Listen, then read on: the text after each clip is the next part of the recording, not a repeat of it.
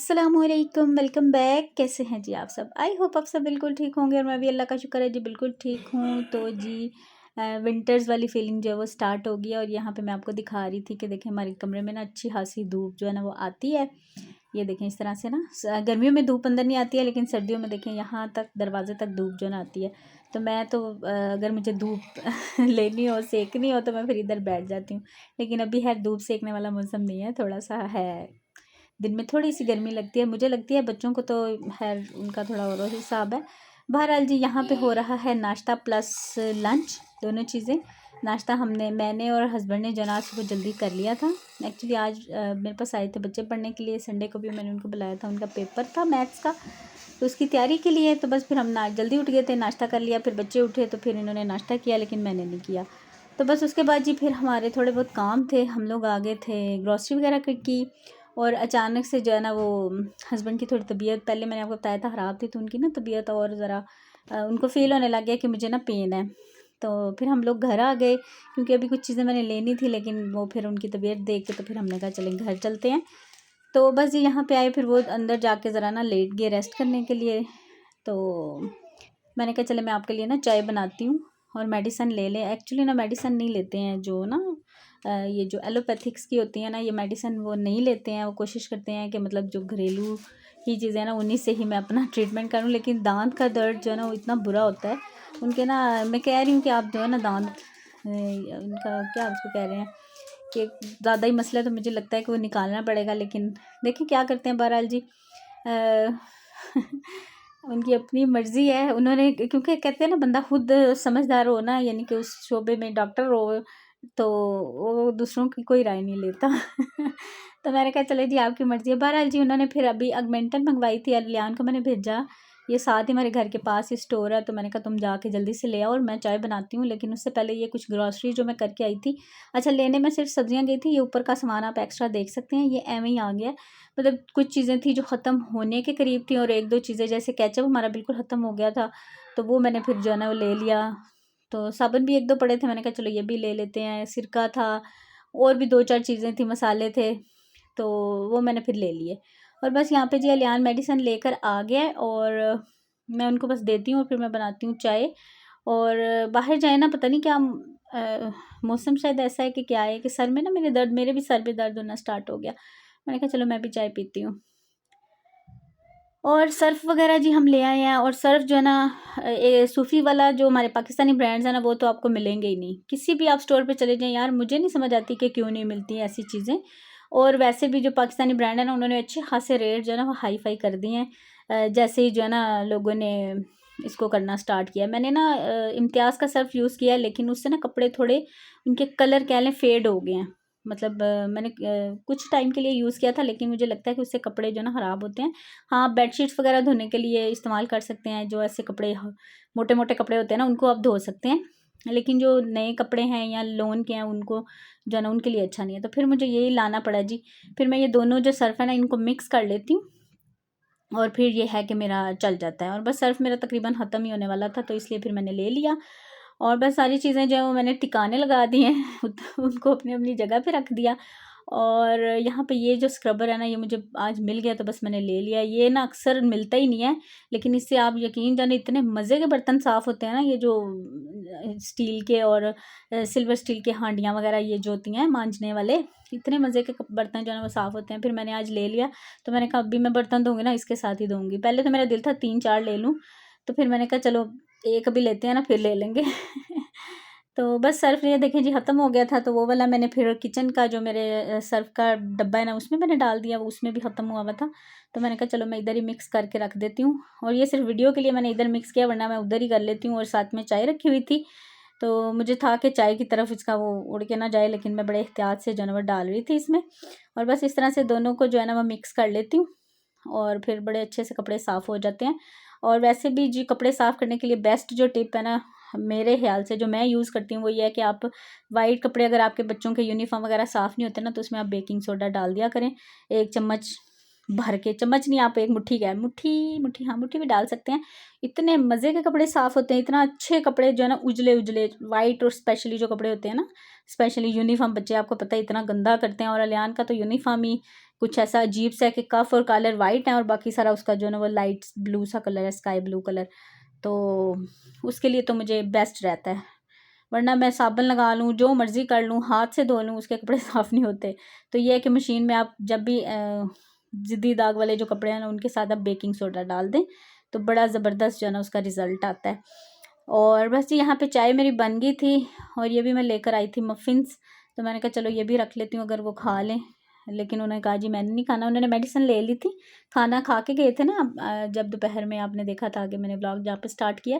तो बस सब्ज़ियाँ मैंने थोड़ी देर जो है वो पानी में डाल के रख दी थी। सब्ज़ियाँ हमेशा मैं पानी में डाल के ना आधा घंटा के लिए छोड़ देती हूँ, और फिर अच्छे से वॉश करके मैं उनको रखती हूँ। और बस यहाँ पे जी मैंने वॉश कर दिए, बर्तन भी मैंने देखे सारे धो दिए, और देखे मेरा प्रेशर कुकर कितना मज़े का साफ़ हुआ है। और बस ये यहाँ पे रूहान ने जो है ना सारा दलिया पैकेट खोला और सारा उड़ाया, ऐसे सारा वो गिर गया। तो फिर अलियान आ गया, कहता मम्मा मैं आपकी हेल्प करता हूँ, मैं साफ़ करता हूँ, आप बना लो। और यहाँ पे मेरे मोबाइल की चार्जिंग जो थी वो ख़त्म हो गई थी, तो मैंने फिर साथ में चार्जर लगाया और साथ साथ वीडियो शूट कर रही थी। और सदा जी बस मैं साथ में बना रही थी दलिया, और उसके साथ ही फिर मैंने बना ली थी रोटियाँ। मैंने कहा ये वाला भी काम ख़त्म हो, तकरीबन 8 साढ़े 8 बजे का ही टाइम था अभी। तो मैंने कहा बच्चों को खिला दें, क्योंकि कल स्कूल भी है और थोड़ा जल्दी फिर उठना पड़ता है। तो मैंने कहा चलो अभी, और वैसे भी गैस की वजह से आपको पता है अब तो 9 बजे ही जनाब गैस जो है वो बंद हो जाती है। और मैं आज भी एक फ़्लैट देख कर आई हूँ, लेकिन वहाँ पे ना गैस नहीं है, और उसका रेंट था 30,000।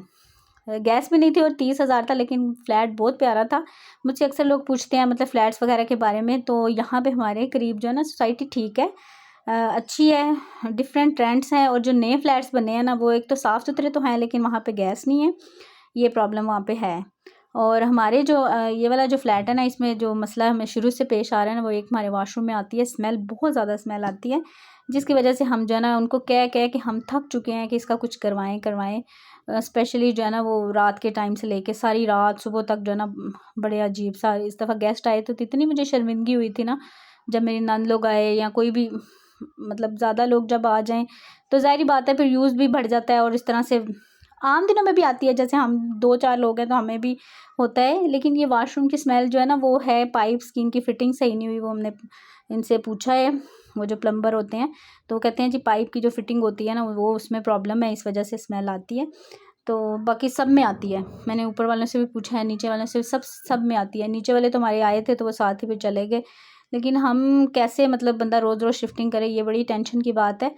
तो मैं तो रिक्वेस्ट करूँगी जिनके जो ओनर्स वगैरह ना, कि अगर वो मुझे देख रहे हैं तो प्लीज़ अगर ऐसा कोई मसला हो तो बता दिया करें, और अगर ऐसा कोई मसला हो तो यहाँ उसको सॉल्व कर दिया करें। मतलब रोज़ रोज़ शिफ्टिंग करना हमारे जैसे बंदों के लिए बड़ा ही मुश्किल काम है। बहरहाल जी देख रहे हैं हस्बैंड, मैं कह रही हूँ यार गैस की जो है ना वो होती है ज़रूरत, गीज़र वगैरह चलता है। और मतलब सर्दी में तो आपको पता है गैस की ज़रूरत रहती है, चलो जितनी भी आती है बंदा काम शाम जो है ना वो कर लेता है। जैसे अब सुबह आती है तो मैं दिन में हर सारा दिन होती है, गीज़र चला के बच्चों का नहला लिया, घर के काम कर लिए। मैंने कहा गैस की भैया ज़रूरत रहती है, गैस के बगैर गुजारा नहीं है। हाँ फ्लैट बहुत खूबसूरत था माशाल्लाह से, अच्छा वीडियो मैंने कोई नहीं बनाई, वो जो दिखाने वाले थे वो साथ साथ ही थे, तो मुझे फिर अच्छा नहीं लगा, मैंने कहा नहीं रहने दें। तो बहरहाल जी देख रहे हैं अगर कोई हमें मुनासिब मिला तो हम करेंगे शिफ्टिंग, वरना अभी फिर हम इधर ही टिके हुए हैं, क्योंकि एक तो रेंट बहुत ज़्यादा है। मतलब 2 बेड का 30,000 35,000 कोई हद है भाई। ठीक है महंगाई है, लेकिन जगह तो उतनी ही है ना, घर तो वही है ना जहाँ पे हमने रहना है। तो बहुत ज़्यादा जो है ना रेंट्स हो गए हैं यहाँ पे। और जो सिंगल बेड है वो भी 18, 19, 20 मतलब इस तरह से 18 से वो भी स्टार्ट होते हैं, 18,000 से लेके 20 तक, कोई 22 तक भी जाता है, कोई 25 भी ले रहा है। हर एक का अपना अपना हिसाब है, और मसले जो है ना वो हल नहीं करते हैं। मुझे तो बहुत गुस्सा आया, मतलब कह कह के इतना हम लोग उनको बोला है कि भाई इसको ठीक करें, हाँ रेंट हम टाइम पे दें, सारी चीज़ें इनको टाइम पे करें, बिल वगैरह, लेकिन हमें कोई प्रॉब्लम है तो वो सॉल्व नहीं होगा। बहरहाल जी कहते हैं ना जी अपना घर अपना ही होता है, बस यही बात आती है इसमें। घर पे रहने में कोई मसला नहीं होता जब आपको सारी चीज़ों को देखा जाए ना। अब हम पूरी बिल्डिंग की फ़िटिंग कैसे ठीक करा सकते हैं, चलो अगर हमारे वॉशरूम में हो तो हम करा ही लें, एक बात है। तो फिर हमारे पास यही चॉइस रहती है जी हम चेंज कर लें। तो देखें जी क्या होता है, अभी हस्बैंड जो है ना वो लगे हुए हैं बेचारे क्योंकि हमें कोई फ़ायदा नहीं हुआ उनको कहने का अभी तक। आप देख लें, हमें तकरीबन साल 1.5 साल होने वाला है। साल हमें हुआ था अगस्त में, और साल और ऊपर 2-3 माह हो गए जी। बहरहाल जी, सर्दियाँ तो निकलेंगी, अगर हमें अच्छा मिल गया तो इंशाल्लाह हम चेंज ज़रूर करेंगे। अच्छा, उसके बाद जी बच्चों के लिए खाना जो बन गया था, सालन मैंने कल का ही बनाया था, वही हमने खाया।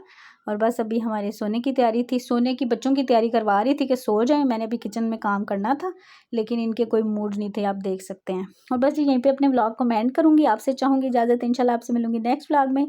अल्लाह हाफिज़ जी, बाय बाय। आज के व्लॉग में ना कोई भी रेसिपी कुछ भी नहीं दिया, बस एक छोटा सा मैंने बनाया था। पहले मैंने सोचा रहने दो, फिर मैंने कहा नहीं यार कोई बात नहीं, डाल देते हैं। कभी कभी बगैर रेसिपी के भी रेसिपीज़ के बगैर भी चल ही जाता है व्लॉग। व्लॉग होता ही ऐसा है कि रेसिपी डालनी ज़रूरी नहीं, लेकिन मैं फिर भी कोशिश करती हूँ कि मेरे व्लॉग में कोई ऐसी चीज़ हो जिससे आप मोटिवेट हों, जिसको आप देख के कुछ सीखें। आज मेरे थोड़े वर्ड जो है ना इधर उधर हो रहे हैं, मैं ज़रा जल्दी में वॉइस ओवर कर रही हूँ क्योंकि अभी बच्चों ने पढ़ने आ जाना है। तो यहाँ पे आप रेहान की बातें सुने और मुझे दें इजाज़त। अल्लाह हाफिज़, बाय बाय।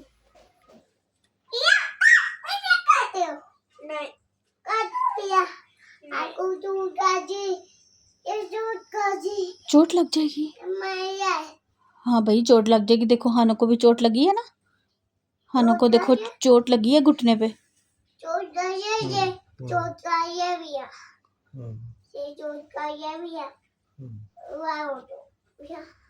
नहीं होगा।